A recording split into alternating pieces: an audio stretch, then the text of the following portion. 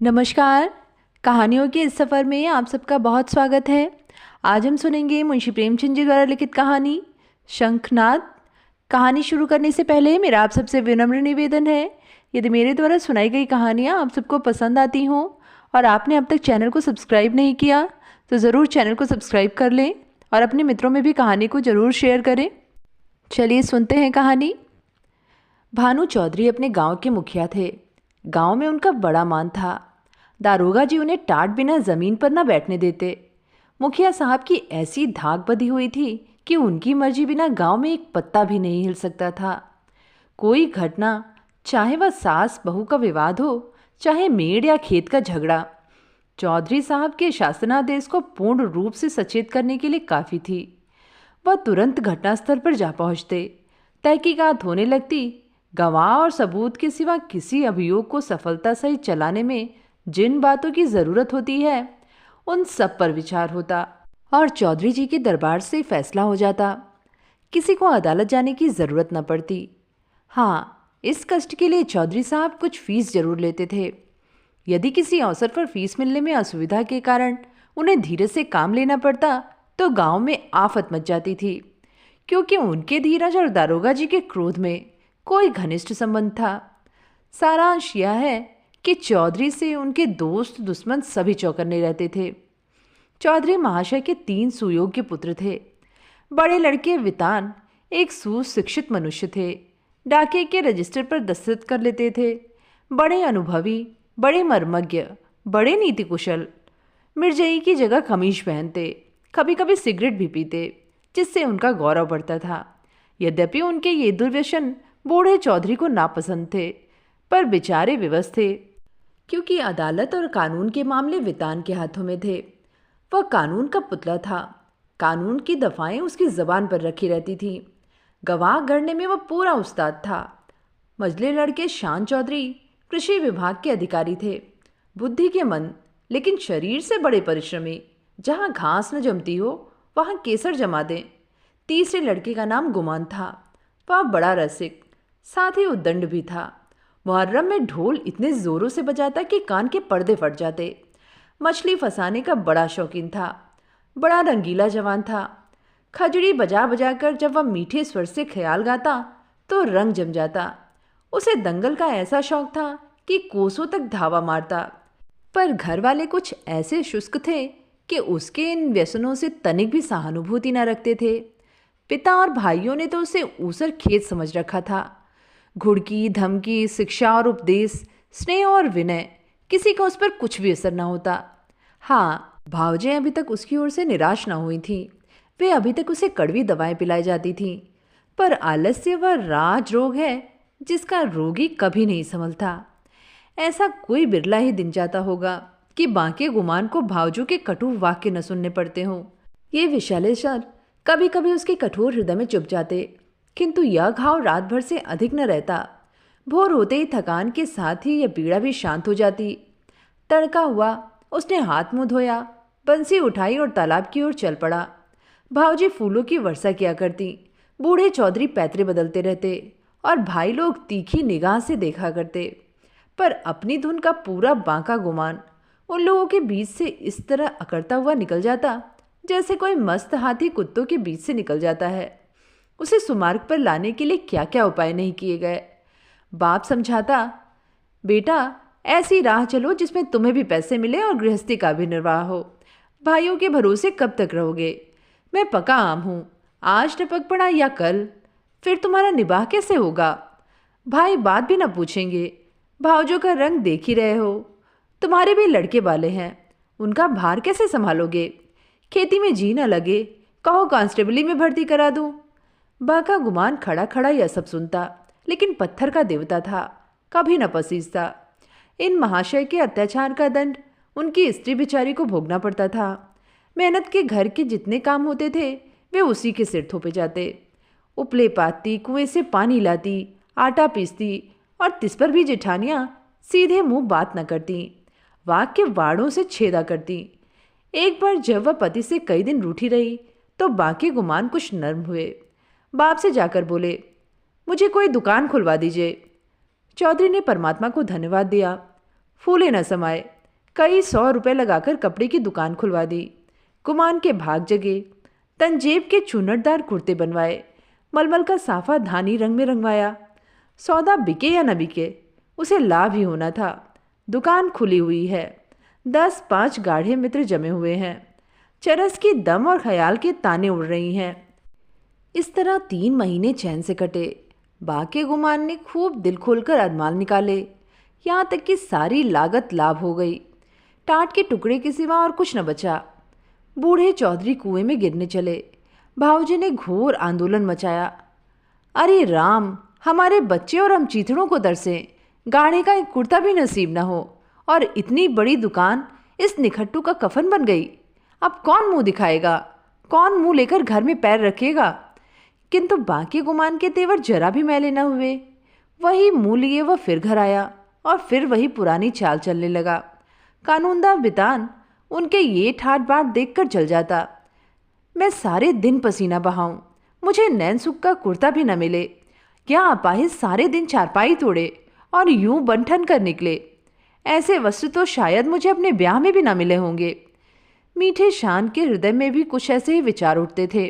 अंत में यह जलन ना सही गई और अग्नि भड़की तो एक दिन कानूनदा बितान की पत्नी गुमान के सारे कपड़े उठा लाई और उस पर मिट्टी का तेल उड़ेलकर आग लगा दी। ज्वाला उठी, सारे कपड़े देखते देखते जलकर राख हो गए। गुमान रोते थे, दोनों भाई खड़े तमाशा देखते थे। बूढ़े चौधरी ने यह दृश्य देखा और सिर पीट लिया। यह द्वेषाग्नि थी, घर को जलाकर तब बुझेगी।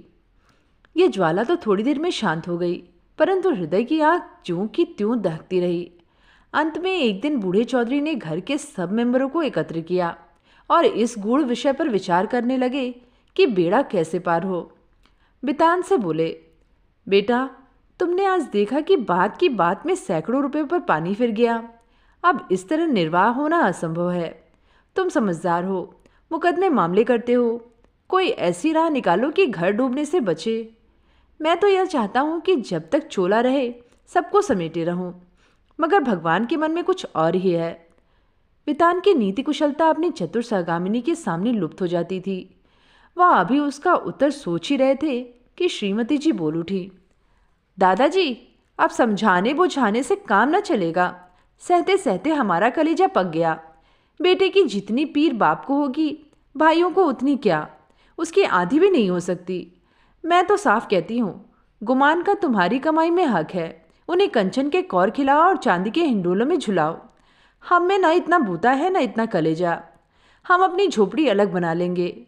हाँ, जो कुछ हमारा हो वह हमको मिलना चाहिए। बांट बखरा कर दीजिए, भला से 4 आदमी हंसेंगे। अब कहाँ तक दुनिया की लाज ढोवे। नीति के वितान पर इस प्रबल वक्तृता का जो असर हुआ वह उनके विकसित और प्रमुदित चेहरे में झलक रहा था। उनमें स्वयं इतना साहस न था कि इस प्रस्ताव को इतनी स्पष्टता से व्यक्त कर सकते। नीतिज्ञ महाशय गंभीरता से बोले, जायदाद मुस्तरका मनकूला या गैर मनकूला आपके हीन हयात तकसीम की जा सकती है। इसकी नज़ीरें मौजूद हैं। जमींदार को साकितुल मिल्कियत करने का कोई इस्तेहकाक नहीं है। अब मंदबुद्धि शान की बारी आई, पर बेचारा किसान, बैलों के पीछे आंखें बंद करके चलने वाला, ऐसे गूढ़ विषय पर कैसे मुंह खोलता, दुविधा में पड़ा हुआ था। तब उसकी सत्यवक्ता धर्मपत्नी ने अपनी जिठानी का अनुसरण कर यह कठिन कार्य संपन्न किया। बोली, बड़ी बहन ने जो कुछ कहा उसके सिवा और दूसरा उपाय कुछ नहीं है। कोई तो कलेजा तोड़ तोड़ कर कमाए, मगर पैसे पैसे को तरसे, तन ढाकने को वस्त्र तक न मिले और कोई सुख की नींद सोए, हाथ बढ़ा बढ़ा के खाए। ऐसी अंधेर नगरी में अब हमारा निवाह न होगा। शान चौधरी ने भी इस प्रस्ताव का मुक्त कंठ से अनुमोदन किया। अब बूढ़े चौधरी गुमान से बोले, क्यों बेटा, तुम्हें भी यही मंजूर है? अभी कुछ नहीं बिगड़ा, यह आग अब भी बुझ सकती है। काम सबको प्यारा है, चाम किसी को नहीं। बोलो, क्या कहते हो? कुछ काम धंधा करोगे या अभी आंखें नहीं खुली? गुमान में धैर्य की कमी न थी। बातों को इस कान से सुनकर उस कान से उड़ा देना उसका नित्य कर्म था। किंतु भाइयों की इस जनमुर्दी पर उसे क्रोध आ गया। बोला, भाइयों की जो इच्छा है वही मेरे मन में भी लगी हुई है। मैं भी इस जंजाल से भागना चाहता हूँ। मुझसे न मजूरी हुई है न होगी। जिसके भाग्य में चक्की पीसना बधा हुआ पीसे, मेरे भाग्य में चैन करना लिखा है। मैं क्यों अपना सिर ओखली में दूं? मैं तो किसी से काम करने को नहीं कहता। आप लोग क्यों मेरे पीछे पड़े हुए हैं? अपनी अपनी फिक्र कीजिए, मुझे आज से आटे की कमी नहीं है। इस तरह की सभाएं कितनी ही बार हो चुकी थीं, परंतु इस देश की सामाजिक और राजनीतिक सभाओं की तरह इसमें भी कोई प्रयोजन सिद्ध नहीं होता था। 2-3 दिन गुमान ने घर पर खाना नहीं खाया। जदन सिंह ठाकुर शौकीन आदमी थे, उन्हीं की चौपाल में पड़ा रहता। अंत में बूढ़े चौधरी गए और मना के लाए। अब फिर वह पुरानी गाड़ी अड़ती, मचलती, हिलती चलने लगी। पांडे के घर के चूल्हों की तरह चौधरी के घर में बच्चे भी सयाने थे। उनके लिए घोड़े मिट्टी के घोड़े और नावें कागज की नावें थीं। फलों के विषय में उनका ज्ञान असीम था। गुलर और जंगली बेर के सिवा कोई ऐसा फल न था जिसे वे बीमारियों का घर न समझते हों। लेकिन गुरदीन के खोचे में ऐसा प्रबल आकर्षण था कि उसकी ललकार सुनते ही उनका सारा ज्ञान व्यर्थ हो जाता था। साधारण बच्चों की तरह यदि सोते भी हों तो चौंक पड़ते थे। गुरदीन उस गांव में साप्ताहिक फेरे लगाता था। उसके शुभागमन की प्रतीक्षा और आकांक्षा में कितने ही बालकों को बिना किंडरगार्टन की रंगीन गोलियों के ही संख्याएं और दिनों के नाम याद हो गए थे।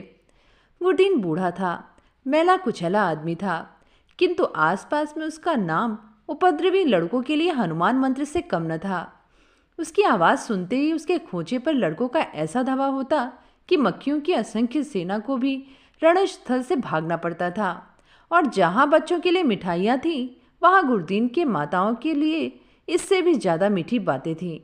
माँ कितना ही मना करती थी, बार बार पैसा न रहने का बहाना करे, पर गुरदीन चटपट मिठाइयों का दोना बच्चों के हाथ में रख ही देता और स्नेहपूर्ण भाव से कहता, बहू जी, पैसों की कोई चिंता न करो, फिर मिलते रहेंगे, कहीं भागे थोड़े ही जाते हैं। नारायण ने तुमको बच्चे दिए हैं तो मुझे भी उनकी न्यौछावर मिल जाती है। उन्हीं की बदौलत मेरे बाल बच्चे भी जीते हैं। अभी क्या, ईश्वर इनका मौर तो दिखावे, फिर देखना कितना ठनगन करता हूँ। गुरदीन का यह व्यवहार चाहे वाणिज्य नियमों के प्रतिकूल ही क्यों न हो, चाहे 9 नगद से ही 13 उधार नहीं वाली कहावत अनुभव सिद्ध ही क्यों न हो, किंतु मिष्ट भाषी गुरदीन को कभी अपने इस व्यवहार पर पछताने या उसमें संशोधन करने की जरूरत नहीं हुई। मंगल का शुभ दिन था। बच्चे बड़ी बेचैनी से अपने दरवाजे पर खड़े गुरदीन की राह देख रहे थे। कई उत्साही लड़के पेड़ों पर चढ़ गए और कोई कोई अनुराग से विवश होकर गांव के बाहर निकल गए। सूर्य भगवान अपना सुनहला थाल लिए पूरब से पश्चिम जा पहुंचे थे। इतने में ही गुरदीन आता हुआ दिखाई दिया। लड़कों ने दौड़कर उसका दामन पकड़ा और आपस में खींचातानी होने लगी। कोई कहता था मेरे घर चलो, कोई अपने घर का न्योता देता था। सबसे पहले भानु चौधरी का मकान पड़ा। गुरदीन ने अपना खोजा उतार दिया। मिठाइयों की लूट शुरू हो गई। बालकों और स्त्रियों का ठट्ठ लग गया। हर्ष और विषाद, संतोष और लोभ, ईर्ष्या और क्षोभ, द्वेष और जलन की नाट्यशाला सज गई। कानूनदा वितान की पत्नी अपने तीनों लड़कों को लिए हुए निकली। शान की पत्नी भी अपने दोनों लड़कों के साथ उपस्थित हुई। गुरदीन ने मीठी बातें करनी शुरू की। पैसे झोली में रखे, थैले की मिठाई दी और धेले का आशीर्वाद। लड़के दोने लिए उछलते कूदते घर में दाखिल हुए। अगर सारे गांव में कोई ऐसा बालक था जिसने गुरदीन की उदारता से लाभ उठाया हो तो वह बाकी गुमान का लड़का धान था। यह कठिन था कि बालक धान अपने भाई बहनों को हंस हंस और उछल उछल कर मिठाइयाँ खाते देखकर सब्र कर जाए। उस पर तुर्रा या कि वे उसे मिठाइयाँ दिखा दिखा कर ललचाते और चिढ़ाते थे। बेचारा धान चीखता और अपनी माता का आंचल पकड़ पकड़ कर दरवाजे की तरफ खींचता था, पर वह अबला क्या करे। उसका हृदय बच्चे के लिए ऐंठ ऐंठ कर रह जाता था। उसके पास एक पैसा भी नहीं था। अपने दुर्भाग्य पर, जेठानियों की निष्ठुरता पर और सबसे ज़्यादा अपने पति के निखट्टूपन पर कूड़ कूड़ कर रह जाती थी। अपना आदमी ऐसा निकम्मा न होता तो क्यों दूसरों का मुंह देखना पड़ता, क्यों दूसरों के धक्के खाने पड़ते। उसने धान को गोद में उठा लिया और प्यार से दिलासा देने लगी, बेटा रो मत, अब की गुरदीन आवेगा तो तुम्हें बहुत सी मिठाइयाँ ले दूंगी। मैं इससे अच्छी मिठाई बाजार से मंगवा दूंगी। तुम कितनी मिठाई खाओगे? क्या कहते कहते उसकी आंखें भर आईं। आह, यह मनहूस मंगल आज ही फिर आवेगा और फिर ये ही बहाने करने पड़ेंगे। हाय, अपना प्यारा बच्चा धेले की मिठाई को तरसे और घर में किसी का पत्थर सा कलेजा न पसीजे। वह बेचारी तो इन चिंताओं में डूबी हुई थी और धान किसी तरह चुप ही न होता था। जब कुछ वस न चला तो माँ की गोद से ज़मीन पर उतरकर लौटने लगा और रो रो कर दुनिया सिर पर उठा ली। माँ ने बहुत बहलाया फुसलाया, यहाँ तक कि उसे बच्चे के इस हट पर क्रोध भी आ गया।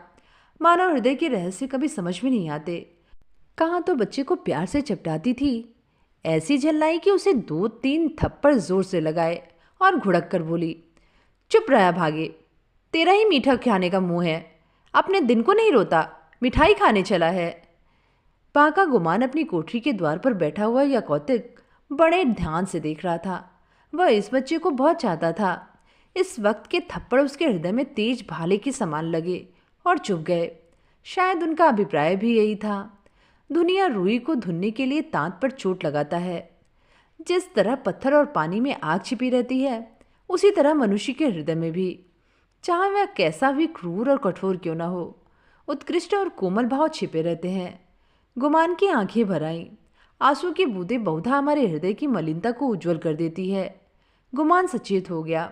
उसने जाकर बच्चे को गोद में उठा लिया और अपनी पत्नी से करुणोत्पादक स्वर में बोला, बच्चे पर इतना क्रोध क्यों करती हो? तुम्हारा दोषी मैं हूँ।